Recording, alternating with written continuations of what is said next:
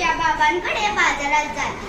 तिचे बाबा भाजी विक्रीचा व्यवसाय करतात. ले लो भाई, ताजा ताजा टमाटर ले लो, 20 का पाव. ओ ताई, घ्या घ्या, रंग बघा रंग. बाबा, मी आले. माही आलीस? काय ग, चेहरा का पडलाय?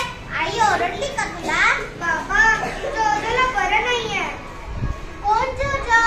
छोटा डॉगी, पिल्लू, कचऱ्याच्या डब्यात सापडला मला. हो का, बरं. ओ दादा, या. कसे दिले टोमॅटो?